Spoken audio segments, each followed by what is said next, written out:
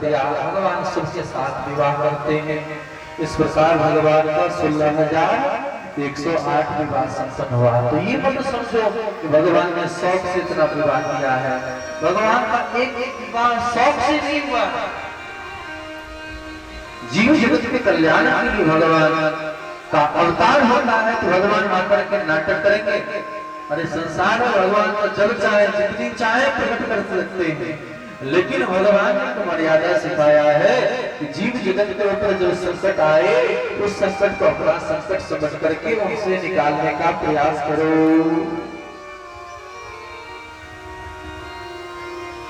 तो ही काम बनेगा। भगवान ने लेकर के गए। इस प्रकार भगवान श्याम सुंदर के माध्यम से इन सबको की यहाँ 10-10 पुत्र और एक पुत्री का जन्म हुआ, यानी 11-11 16,108 के माध्यम से हुआ। विचार करें, मल्टीप्लाई करके देखो 16,108 को 11 से कितना आता है। इतनी जनसंख्या भगवान की है। बोलो राधे राधे। आप लोग मत सोचना कि हम भी इतना विवाह करें, एक दो में ही परेशान हो जाओगे। कितने लोगों का मन हो रहा है कि हमारा भी इतना होता? जरा हाथ उठाना।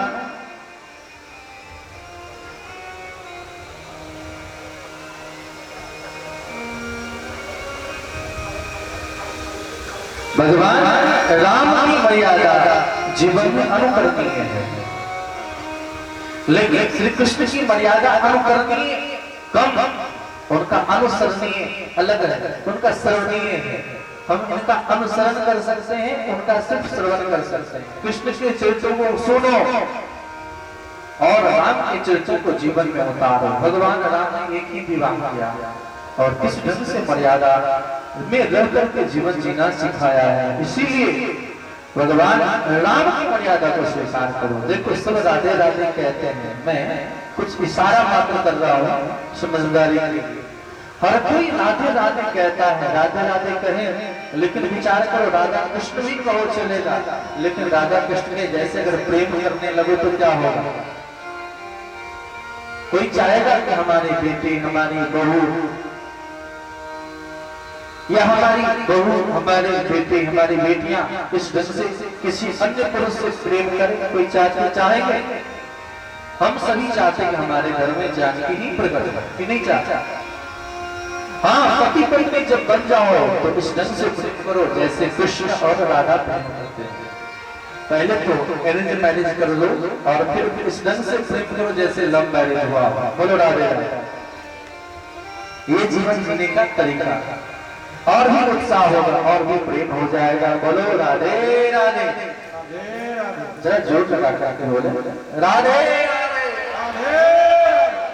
यहाँ के लोगों के मुंह से आवाज ही नहीं निकल रहा है। आज कोई व्रत है क्या? जोर लगा करके एक बार बोलेंगे राधे राधे। अभी भी आवाज नहीं आ रही, और जोर लगा कर। अभी भी नहीं आया, पहले से भी कम होगा। आरक्षण मिला है फिर भी इतना कम। दोनों हाथ उठा करके बोलेंगे अभी भी हेलो हाय हाय हाय।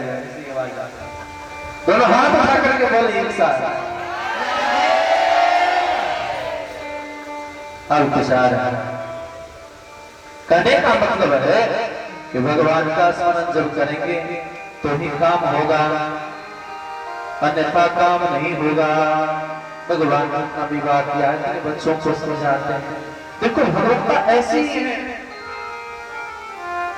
इतना अवतार लेने के बावजूद भी भगवान हर जगह अलग अलग लीला करते दिखाई पड़ते हैं। इसीलिए निश्चित करके गदगद होकर के सबको भगवान की कृपा का आश्रय लेना चाहिए। भगवान सबको शिक्षा दीक्षा देते हैं। सब बच्चों को लेकर के एक बार गए, एक बगीचे में, पार्क में गए और वहां बड़ी गिरगिट को देख करके उन्होंने समझाया है, स्पर्श करके उद्धार किया है। और उद्धार करने के बाद भगवान ने इनके बारे में कहते हैं कि देखिए नृग नाम का राजा है और दान की वस्तु को हठात जबरदस्ती दान कर देता है, उसका परिणाम यह निकला कि यह गिरगिट बन गया। तो समाज में हम कभी भी रूप ना बदले, रंग ना बदले। रंग बदलने का मतलब क्या है कि हम हैं मानव, लेकिन मानव बन करके दानव बन रहे हैं। हम दानव ना बने। हम मनुष्य हैं तो मनुष्य ही रहे तो शोभा है। आज हमारे भीतर में मनुष्यता न होने से हम सब लोग दुखी हो रहे हैं।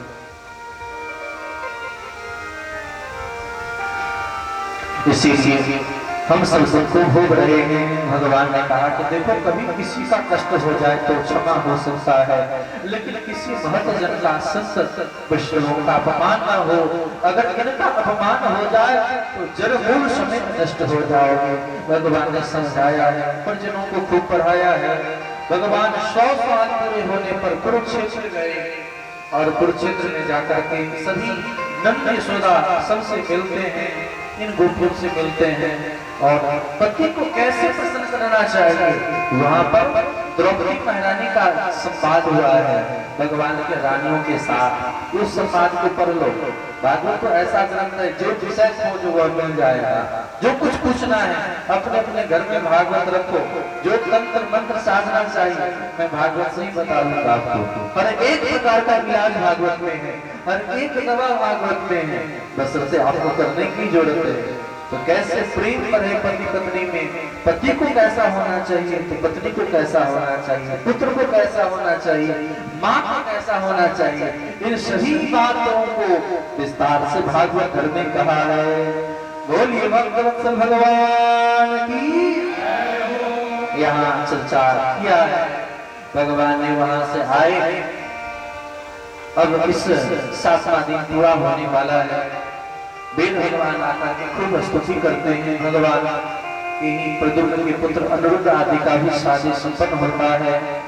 भगवान श्याम सुंदर के बड़े भाई यानी बलराम जी महाराज जी भ्रमण करने के लिए जाते हैं मथुरा वृंदावन में और वहां जाकर के सबको आनंदित करते हैं। और जब यमुना महारानी को श्रृंखल हो जाती है तो बलराम जी को बड़ा क्रोध आता है और यमुना को अपने ढंग से जब सिंचन नहीं करती हैं तो यमुना को ही उलटने लगती है। इसलिए आज भी अगर आप कोई दिल्ली जाओ तो यमुना जी टेढ़ी नजर आते वृंदावन में और हस्तिनापुर को ही उलटने लगे। इसलिए हस्तिनापुर दिल्ली टेढ़ा है। दिल्ली सीधा जगह तो नहीं है, दिल्ली बिल्कुल टेढ़ा है, हल से उठाया गया है। इसलिए हर मकान टेढ़ा वहां का है दिल्ली का। भगवान बलराम ने ऐसा कर दिया, पुनः क्षमा करने पर फिर स्थिर कर दिया है। यमुना टेढ़ी नजर आ रही है बेलवन के पास ही। भगवान श्याम सुंदर इस प्रकार सुंदर लीला करके अब प्रस्थान करना चाहते हैं, इसलिए लीला विस्तार कर रहे हैं। श्री सुखदेव जी महाराज परीक्षित जिसे कहते हैं, परीक्षित जी 7वां दिन आ गया तो भगवान में मन लगाओ। कथा सुनने का मतलब क्या है? मन करें, मनन करें और मनन जब करेंगे तो हम सबकी मृत्यु नहीं होगी, हम लोगों को मोक्ष मिल जाएगा। मोक्ष का मतलब क्या है? हमारे जीवन में जो मोह है, मोह की आकांक्षा खत्म हो जाए। किसी वस्तु से मोह न होना ही मोक्ष है। संसार में हमारा मोह, हमारा आसक्ति कहीं न कहीं लगा है, लेकिन जहाँ जाने पर मोह खत्म हो जाए उसका नाम मोक्ष है। अब तो आप अपने मन को स्थिर करके भगवान के चरण कमल में लगा लें और आपका उद्धार हो जाएगा। तक्षक आएगा, आपका कुछ नहीं बिगाड़ेगा। सुन करके अब एक अंतिम बात कह रहे हैं महाराज, एक कोई और कथा सुनाते भगवान की दयालुता की। और कथा सुनाए हैं एक ब्राह्मण थे जिसका नाम नहीं है भागवत में। एक ब्राह्मण बड़े बड़े महात्मा थे, धर्मज्ञ थे, ज्ञानवान थे, लेकिन गरीब थे, धन संपत्ति नहीं था। पत्नी बड़ी दुखी रहती थी जिसका नाम सुशीला है। कथा के माध्यम से सब लोग जानते हैं, उनका नाम सुदामा था। बड़े दुखी थे, गरीब थे। एक दिन भगवान ही गए और उनके पत्नी से भिक्षा मांगा, भगवत भिक्षाम देहि, भगवत भिक्षाम देहि। और उस देवी ने कहा कि मेरे घर में दरिद्री रूपी पुत्री ने जन्म लिया है, मैं आपको कुछ नहीं दे दी। शक्ति महाराज भगवान ब्राह्मण वेशधारी हैं, उन्होंने कहा कि तुम्हारे पति के मित्र भगवान द्वारकाधीश हैं, क्यों नहीं देते? आज तक देखो सुदामा जी महाराज भगवान के बारे में नहीं बताए थे पत्नी को। जब कोई बड़ा व्यक्ति अपना हो जाए तो कभी भी लोग संबंध जोड़ता है, कोई बड़ी व्यक्ति मेरे व्यक्ति है, मेरा परिचय है, लेकिन नहीं, ऐसा नहीं करना चाहिए। पत्नी तक को नहीं बताए थे। पत्नी ने कहा कि अरे मित्र से मिल तो आओ, और पत्नी के कहने पर सुदामा जी महाराज खाली हाथ कैसे जाते, तो कुछ अन्न चावल जो घर में परिवार में रसोई बनाने से पहले माताएं सब रख लेती थी। घर परिवार में भी महिलाओं का ये स्वभाव होता है संग्रह करने की प्रवृत्ति। ये तो जब से नोटबंदी हो गया है तब से कम हो गया है, नहीं तो महात्मा सबको भी दक्षिणा खूब मिलती थी, सब लोग छिपा के रखते थे जो महात्मा को देते थे। लेकिन अब तो नोटबंदी हो जाने से सब सामने, अब नोट भी छोटे हो गए। बोले राधे राधे। तो भगवान श्याम सुंदर को देने के लिए सुशीला महारानी कुछ अन्न बचा कर रखती थी। महिलाओं का स्वभाव होता बचा करके रखना, और ऐसा कभी जरूरत पड़ गया तो पुनः पैसा निकाल के घर में ही देती मुसीबत के समय, ये मेरा पैसा है। ऐसा होता है कि चावल लोग बनाने के लिए निकाल लेते थे, उनमें से भी कुछ चावल छिपा कर रख लेते थे। समय पर एक संग्रह की प्रवृत्ति हो, तो वही चावल पोटली में बांध करके अपने अंचल को, सारे के आंचल को फाड़ करके कि पति को भेज रहे हैं, तो खाली हाथ कैसे भेजे। नियम है राजा जो देखना खाली हाथ मत देखना। कभी भी बड़े लोगों के पास जाओ तो खाली हाथ मत जाओ, काम किसी से करवाना हो तो खाली हाथ मत जाओ, कम से कम मिठाई का पैकेट लेकर के ही जाओ, और जिससे काम करवाना हो उसको बच्चे के हाथ में डालो, अब तो आपका काम निश्चित हो जाएगा। बोलो राधे। ये युक्ति है। राजा बड़े लोगों के पास खाली हाथ मत जाओ, जो कि महात्मा के पास जाओ तो खाली हाथ मत जाओ, कुछ फल फूल तुलसी कुछ द्रव्य कुछ ऐसा चीज लेकर के जाओ। राजा जोगी और देखना का मतलब भगवान। जग देखन तुम देख निहारे, देख सब अनेक प्रकार। भगवान के पास जाओ तो तुलसी फूल भी जरूर लेकर के जाए। और सुदामा जी लेकर के विदा हुए, यहाँ से चले गए, और सुदामा जी जा रहे हैं तो जल्दी जल्दी प्रार्थना कर रही है, नाथ जाओ चले द्वारिका को, इस नगर में गुजारा नहीं है। नाथ जाओ चले द्वारिका को, इस नगर में गुजारा नहीं है। दूर कर देंगे दुख मुरली वाले, दूर कर देंगे दुख मुरली वाले, और कोई सहारा नहीं है। दूर कर देंगे दुख मुरली वाले, और कोई सहारा नहीं है। दूर कर देंगे दुख मुरली वाले, दूर कर देंगे दुख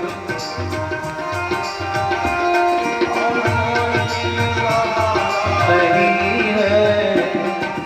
जाओ चले द्वारका को, नाथ जाओ चले द्वारका को, इस नगर में गुजारा नहीं है।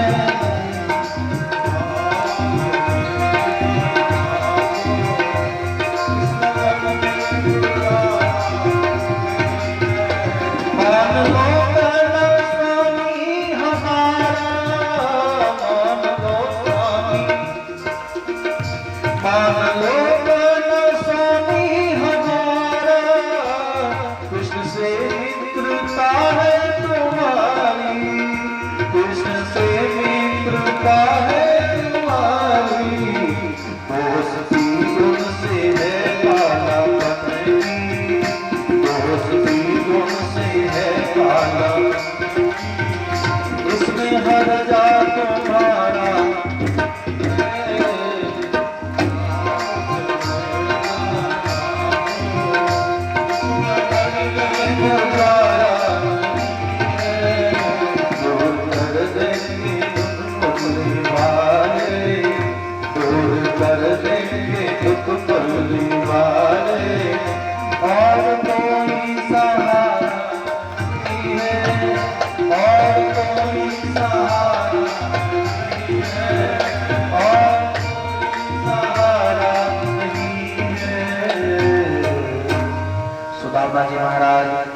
से पधारे, अनेक द्वारपालों के माध्यम से गए हैं।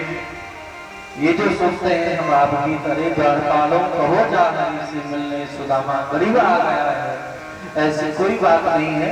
ये तो संसार में व्यवहार में किसी भी चीज को व्यवहारिक ढंग से अभिनय करके नाटकीय अंदाज में जो बढ़ा दे, दिखाने के लिए, प्रभावित करने के लिए, उसी ढंग से इस पद को बनाया गया है। सुदामा जी को कोई नहीं रोका है। ये गीत इस प्रकार का नाटक नरोत्तम दास जी ने लिखा है, भागवत ने ऐसी कथा दी है। यहाँ सुदामा जी महाराज यहाँ से बढ़े और बन करके गए हैं, लोगों से पूछते पूछते जैसे ही द्वार पर आए हैं और द्वार पर गए हैं